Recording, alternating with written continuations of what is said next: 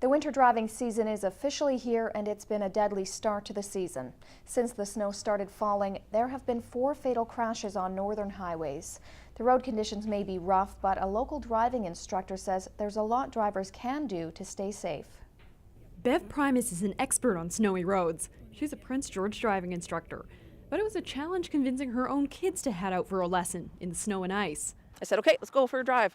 They looked outside. They said, Mom, but it's snowing. I know, let's go for a drive. And now my kids drive in the winter all the time. Some people go with the alternative. So it's either you don't drive, which I know people that don't drive at all in the winter. They park their car, uninsure it. Or there's the people who get out and drive. And, you know, being a mom, I got kids that I got to take all over the place. So you just do it. Driving in snow and ice is part of living in the north. But for people who've never driven in these conditions before, like myself, it can be a big challenge. But there are a few things to keep in mind to stay safe out on the roads. Primus says drivers need to slow down. The speed limit is for ideal conditions, which we don't see this time of year. She also recommends looking ahead and expecting a green light to turn yellow. That way drivers can slow down gradually. But if they do need to stop quickly, people with anti-lock braking systems should step down on the pedal. Your ABS will do what it's supposed to do. But if you don't need to use your ABS, brake in advance. There's always the brake in advance, brake early. Police say they hate this time of year.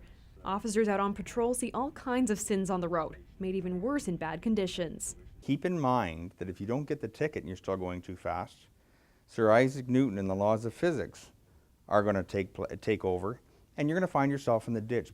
Since the snow started falling, there have been 4 deadly crashes on northern highways. In the wintertime, all too often it translates into a loss of control, and you're either drifting over the center line, you're drifting into the ditch, or you're fishtailing back and forth. And that cell phone can be the root cause of the problem. McTiernan says many winter crashes involve the driver being distracted by a phone or GPS. He wants drivers to keep their eyes on the road. And for those heading out on the highway, studded tires are the best choice. Adding extra weight at the back of the vehicle can help, and cruise control should never be used in the winter. Bev Primus knows what to do. Experience totally plays into driving in the winter. If you don't have any experience on the roads, on the winter roads, as you know, it's kind of scary. So the more experience you have, the more driving you have in the winter, the better it is. Something to get used to travel from point A to B safely in the winter. Camille McDonald, CKPG News.